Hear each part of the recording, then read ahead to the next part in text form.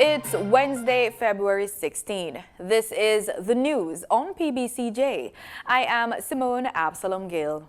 The Grade 6 performance-based test scheduled for March 22 and 24 has been cancelled. That's the word from the Ministry of Education and Youth. The ministry in a statement also announced that the Grade 6 Primary Exit Profile PEP ability test has been postponed from its originally scheduled date of February 22 to March 24. Meanwhile, the Grade 6 curriculum-based tests, CBT, will be administered as per the original scheduled dates. Language Arts and Science on April 27 and Mathematics and Social Studies on April 28. The Grade 5 performance tasks in Language Arts and Science will be administered on June 8 and Mathematics and Social Studies on June 9. Performance tasks in Literacy and Language Arts and Numeracy and Mathematics for Grade 4 will be administered on June 29 and June 30, respectively. A bulletin issued by the Ministry of Education states that the decision to make adjustments to the administration dates came after consultations with members of the National Standards Curriculum and PEP Monitoring Committee, after concerns raised by stakeholders in the education sector and feedback from teachers. There's strong support for Prime Minister Andrew Holness's plan to discontinue the Disaster Risk Management Act. The private sector organization of Jamaica, the PSOJ, in a statement on Tuesday, acknowledged that there has been a noticeable decline in the number of confirmed COVID-19 cases on the island. The private sector grouping also pointed out to a reduction in the number of severe cases of COVID being treated at public hospitals.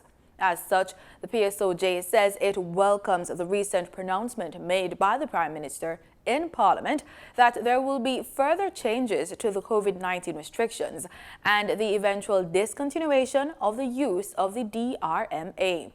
The group also strongly endorsed the Prime Minister's view that the time is now to return Jamaica to some level of normalcy. It says the country as a whole has grown wary of the disruption of daily lives and the impact on economic activities. However, the PSOJ says it remains guided by the science and data as the country moves forward towards reopening.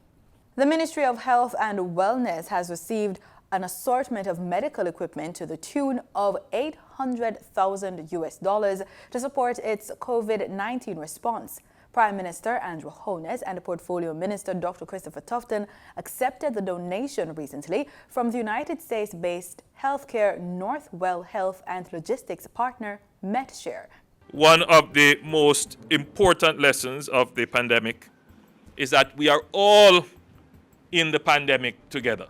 And what it means is that those who have resources, who have vaccines, who have supplies, it is also in their interest to share as much as possible.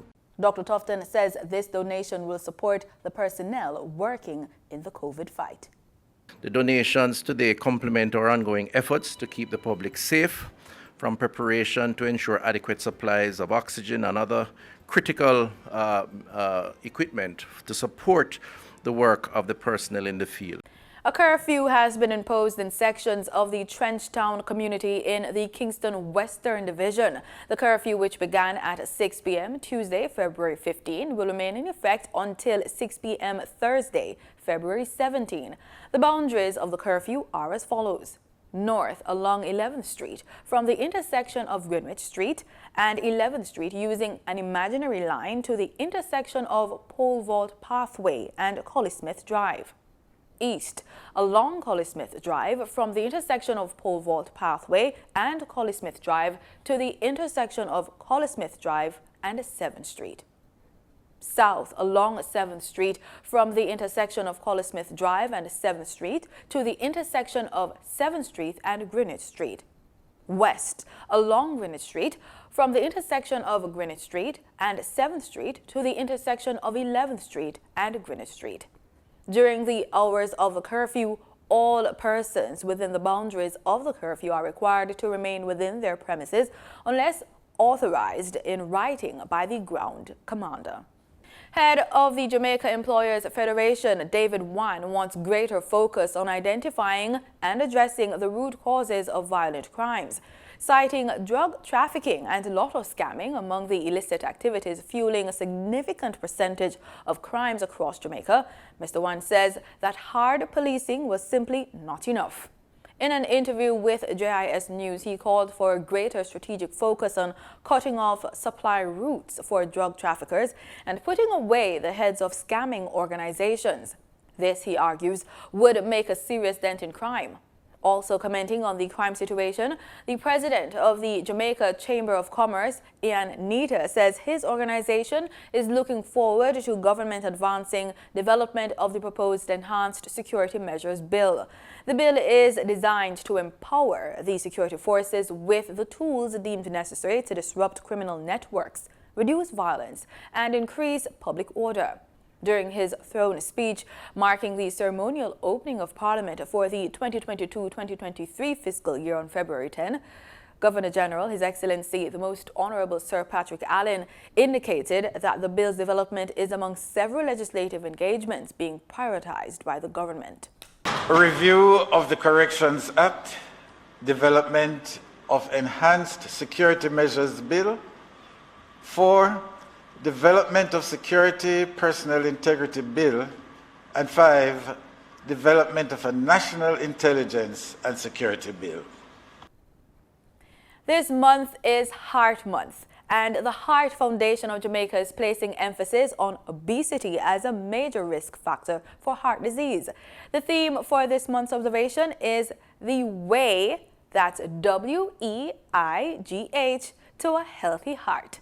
Speaking at a recent Jamaica Information Service think tank, director at the Heart Foundation of Jamaica, Dr. Suzanne Suarez-Winter, said the situation has worsened over the last 2 years amid the global pandemic. Many of us have had to change our eating patterns, our access to fruits and vegetables, and maybe healthier foods have been impacted just because of maybe just changes in our movement, loss of job. And then there's also the stress impact. So, with stress, many of us are at home, our whole lifestyle has been disrupted. So maybe we have adopted unhealthy lifestyle habits. Maybe we're not able to quit smoking, maybe we're drinking more, we're less active and not moving around as much. And all of these things in some way, shape or form are major risk factors for both obesity and heart disease. Dr. Suarez-Winter, who's also a clinical nutritionist at the Caribbean Institute for Health Research at the University of the West Indies, cited findings of a recent study conducted by the University of Technology. 80% of Jamaicans have actually gained weight over the pandemic, reported gaining weight, and 63% of them have changed their eating habits, and not necessarily for the better. And so because of this, it's also to recognize that prior to the pandemic, we were already having these major challenges. So prior to the pandemic, 1 in 2 adults were overweight, 1 in 3 children were overweight or living with obesity, and nearly 30% of the population already had hypertension. She says the Heart Foundation has been seeing a large number of people who didn't realize they were hypertensive, and as such, she's urging Jamaicans to take the necessary steps to help protect themselves against heart disease. One of the first things is really to probably just get screened. Get an idea of what your weight is. What is your body mass index, which is your weight divided by your height in meters squared. Get an idea of what your weight is, what is your blood pressure. Get measurements of your cholesterol, and these are measurements that we offer in our screening activities at the Heart Foundation of Jamaica. Another thing is really to become aware of just what you're eating. Let's see what's happening in the financial world in the Business Report with Gabriel Thompson.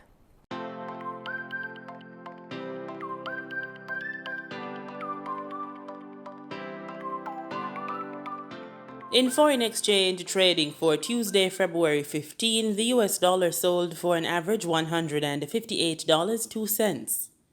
The Canadian dollar ended trading at $126.16.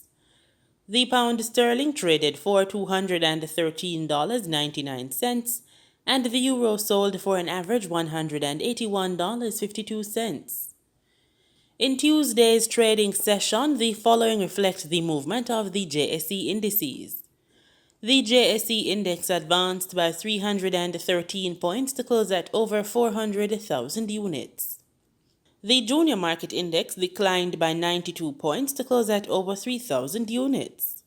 The combined market index declined by 521 points to close at over 400,000 units, and the All-Jamaican Composite Index declined by 1,076 points to close at over 450,000 units.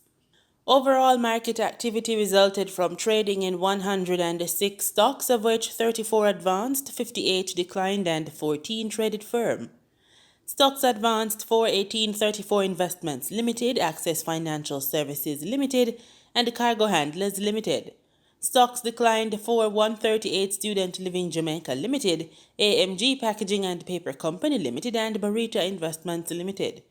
Trading firm were 138 Student Living Jamaica Variable Preference, Carreras Limited, and Community and Workers of Jamaica CCU Deferred Share. Wigton Wind Farm Limited ordinary shares was the volume leader with over 12.6 million units, followed by Spur Tree Spices Jamaica Limited with over 3.7 million units, and Trans Jamaican Highway Limited USD with over 2.7 million units. In market data for oil prices recouped losses on Wednesday as investors weighed conflicting statements on the possible withdrawal of some Russian troops from around Ukraine amid tight global supplies and recovering fuel demand. Brent crude futures were up $1.37 or 1.5% at $94.65 a barrel, having slid 3.3% overnight after Russia announced a partial pullback of its troops near Ukraine. West Texas Intermediate crude was up $1.27 or 1.4% at $93.34 after the contract ended Tuesday's session with a 3.6% decline. Both benchmarks hit their highest since September 2014 on Monday, with Brent touching $96.78 and WTI reaching $95.82. Goddard Enterprises Limited, GEL, is celebrating its 100th anniversary with an entrepreneurship competition. The company says this is in an effort to give back to its communities. The competition, which started in 2021, is said to be geared towards uplifting small business owners from Barbados, Jamaica, St. Vincent, and Trinidad through financial assistance and mentorship, and is set to run for a 3-year period. The Barbados-based company, which currently operates in 26 countries spanning the Caribbean, North, South, and Central America, has divisions in the manufacturing, airline, event catering, import, and distribution sectors, officially launched its competition in Jamaica on Friday, February 10 at the Fidelity Motors showroom. At the ceremony awarding the Jamaican competitors, General Manager of GCG Ground Services Jamaica, Sean Bowler, shed some light on the growth and reach of Goddard Enterprise. Last year, October 13th, as Mr. Ali will expand a little bit for you, we celebrated, as Paul mentioned earlier, 100 years of service, not from what it started as a small meat and grocery shop, but to what it is into a conglomerate that spans across 26 countries and many different types of companies, industries. Over the duration of the competition, winners are expected to receive prizes ranging from $5,000 to $25,000 invested into their businesses, with an overall investment of $112,500 into the regional small business ecosystem. Bolo also indicated that the competition was much more than just the cultivation of ideas. You are starting something new in building economies. You are actually about to help provide more that is more important than anything else after this pandemic. Jobs, improve the welfare for families and persons, not only here in Jamaica or the Caribbean or Latin America, but it can span beyond such. The competition saw 2 Jamaicans being awarded and introduced to their Goddard's Management Executive Mentors. Awardees were O'Neill Williams of Nella's Tenderonis, a producer of gluten-free pasta made with local ingredients, and Jean-Claude Walters Dunn of Z-Rise, a company dedicated to nurturing the ecosystem of young individuals in the Caribbean through different platforms. Other competitive business ideas include an electronic health record system, virtual comic books, mushroom farming, and much more. For the Business Report Inside the News on PBCJ, I'm Danita Rodney.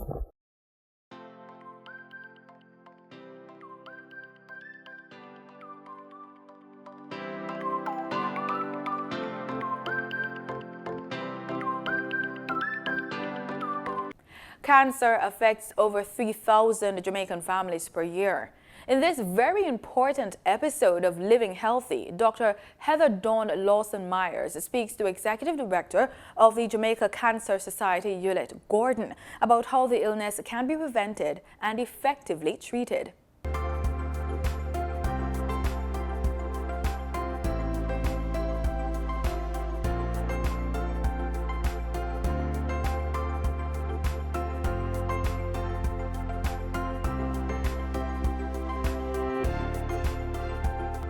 Hi, I'm HD and I'm over 3,000 feet above sea level here at Holywell, one of the must-see places when you come to Jamaica.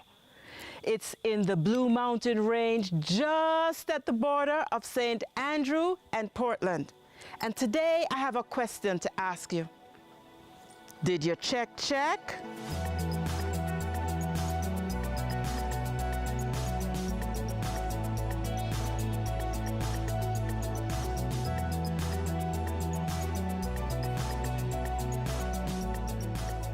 Hi everybody, this is my friend Ulett Gordon, the Executive Director of the Jamaica Cancer Society. Tell us about cancer in Jamaica. How has it been for you, the Cancer Society, making an impact on, I guess, educating Jamaicans about cancer care? How has that been for you? Well, you know, cancer in Jamaica is a major health challenge for many Jamaican families. The statistics show that over 3,000 Jamaican families are affected by cancer each year. And cancer in and of itself accounts for approximately 24% of all deaths in Jamaica. That is cause for concern. Yes. Now, the Jamaica Cancer Society has been around for 63 years. That's how long we've been around. That's a long time. And public health education is one of our strategic objectives, one of the key ones, might I say. And that is why every opportunity that we get to engage the public and to have a conversation about cancer and what one can do to minimize their risk to the disease is very welcome by us, as what we're doing here today. Absolutely. You know, Ulett, one of my challenges is when somebody is diagnosed with cancer, one of the first things that they should be doing is ensuring that their body is healthy and strong enough to work through the challenges of chemotherapy and radiation. So I always recommend that you have a dental check.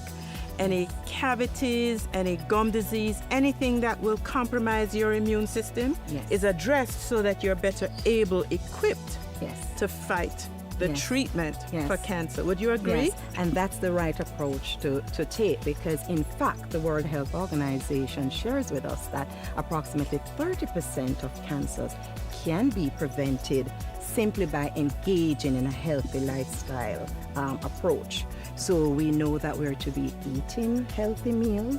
We know that we're to be physically active. We know that we are to stay away from tobacco and heavy consumption of alcohol, as well as accessing those screening tests. Absolutely. And therein lies the challenge now, because remember, right, and for our listeners, screening is not a tool to find cancer. We're not screening to find cancer. Screening is a preventative tool. right? It is part of the primary strategy for cancer fighting organizations like the Jamaica Cancer Society. So there are some screening guidelines that are in place, certainly for those preventable cancers. So while we're engaging in having healthy meals, being physically active, staying away from tobacco and not consuming high levels of alcohol, we have to also couple or factor in our screening routine. Schedule your screening test. Here's where I'm going to pull you into what we do in the dental office. Yes.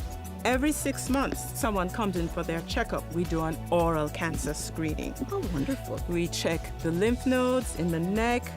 We check the floor of the mouth, the lateral borders of the tongue, the cheeks, the roof of the mouth. Yes. And that exam is visual and tactile. We want to see if anything feels or looks different. Yes. So that one of the reasons why it's good to stick with a provider is, you know, if I have been treating someone for years and I see something strange, I may not know exactly what it is, but it is going to be something that pops out at me. Yes. But even if you don't have the same provider because you're doing a regular screening, if anything seems untoward, then you get it checked out. Absolutely. And because you're seen every 6 months, you're likely to catch something early. And as you know, the earlier things are detected, the better. Right, and it's no different for oral cancer, because oral cancer can be effectively treated, but it has to be diagnosed early. And this is where the screening opportunities come in, right? And one of the things we have to ensure we're doing is educating persons on the benefits of being screened. Absolutely. Why should you engage in this activity? Because it's not like you're offering free screening now, Heather, you know? And usually the first objection that we hear in our business is that we cannot afford it. We cannot afford it. So cost is a barrier. But we're saying, look at it. How much does it cost to have oral surgery? How much does it cost to access chemo and radiation, Heather?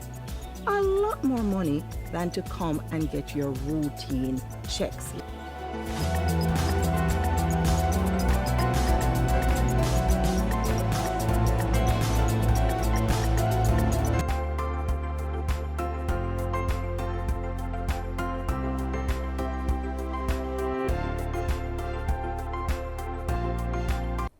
In regional news, we start with the Bahamas.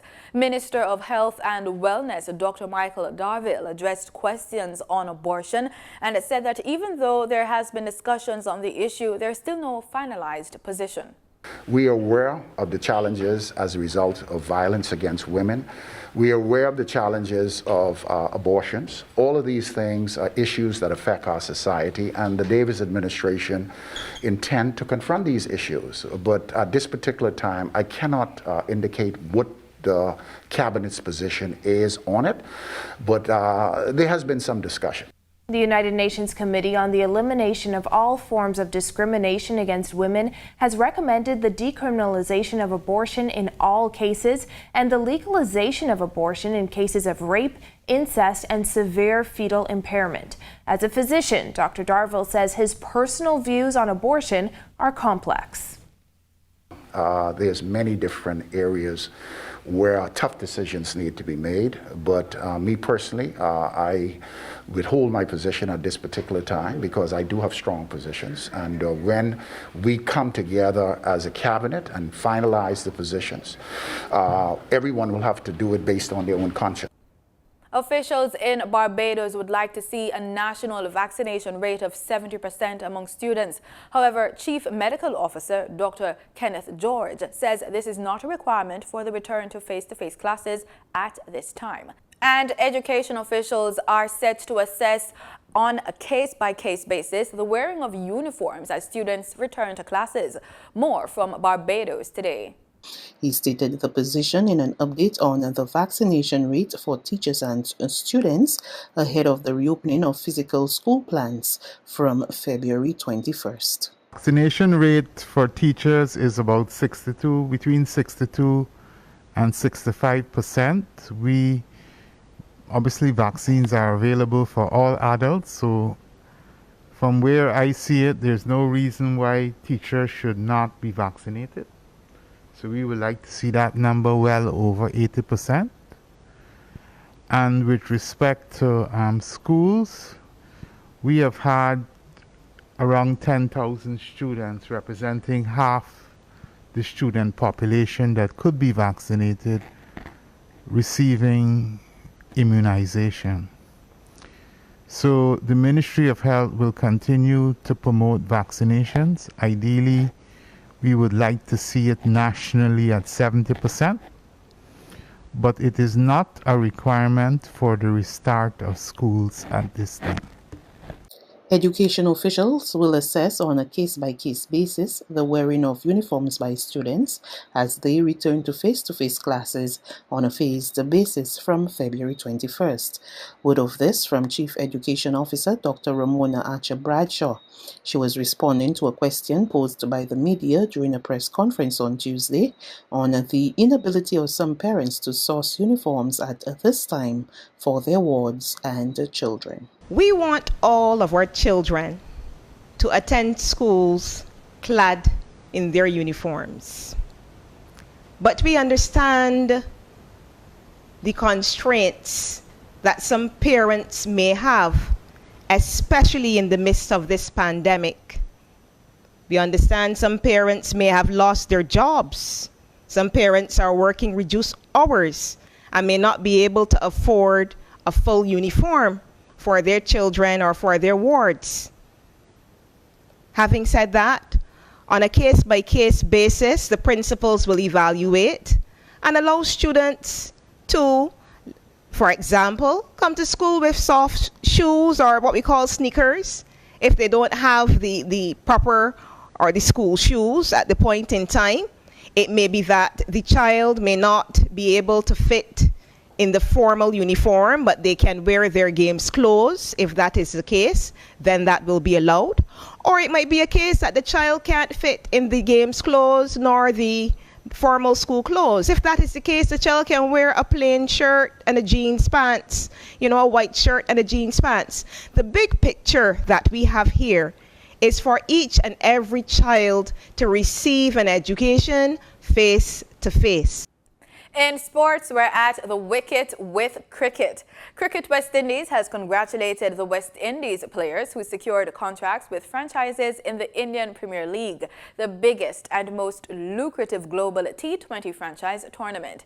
CWI says this demonstrates that players in the Caribbean are still in high demand.